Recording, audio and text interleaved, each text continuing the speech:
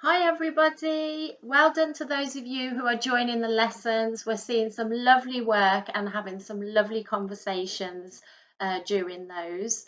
In our lessons, we've been looking at prejudice and the different groups there are who have been discriminated against and the different types of prejudice. And in our most recent lessons, we've been looking at ageism and how this can affect groups such as teenagers and the elderly. We talked about stereotypes for teenagers and how young people can break down those stereotypes and achieve great things. One young person we looked at during our last lesson was Malala Yousafzai, who was an activist who fought for education for all females. She was from Pakistan, and where she lived, the Taliban said that females couldn't go to school. So she fought really hard to just have an education like we do. And she was shot 3 times in the head by the Taliban. And she was a very, very brave young woman who, in spite of that, carried on and never gave up fighting for rights. And because of that, she was the youngest female to receive the Nobel Peace Prize.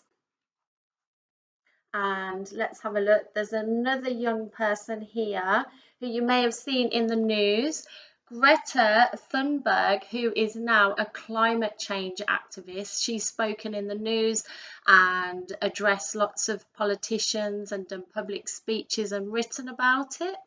So that just shows that young people can achieve wonderful things. Now, we also looked at breaking down stereotypes of what the elderly can achieve. We looked at all the amazing things that people achieve over the age of 80, and that includes gymnastics, athletes, people who have climbed mountains, a 100-year-old who does water skiing, um, artists, writers, scientists, people over the age of 80 who are achieving amazing things and even retiring at the ages of 90.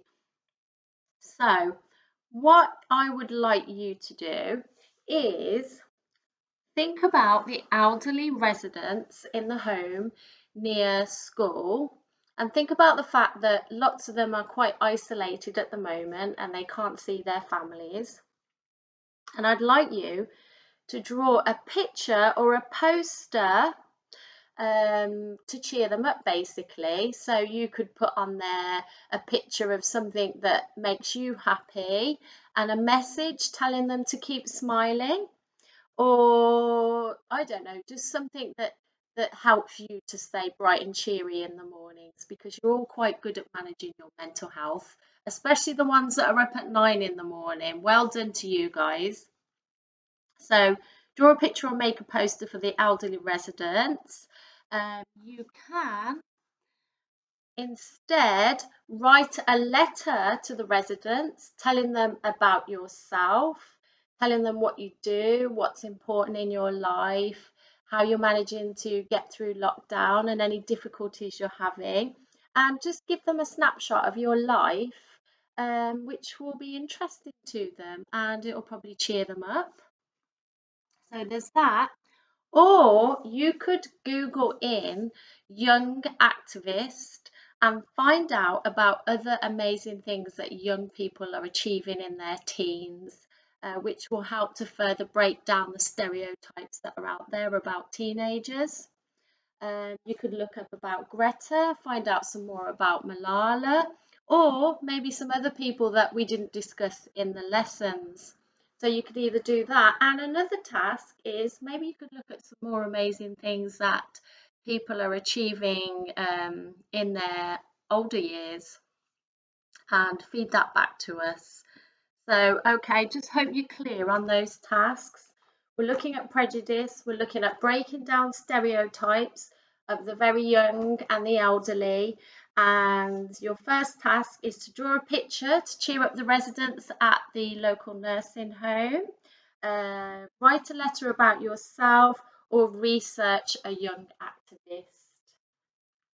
Stay safe and happy. Bye.